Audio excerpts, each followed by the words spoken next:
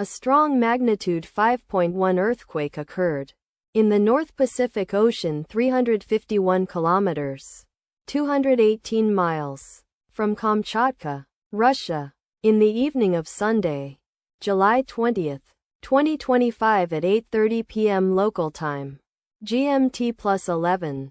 The depth of the quake could not be determined, but is assumed to be shallow. The quake was reported felt by some people near the epicenter. First to report, GFZ after 11 minutes.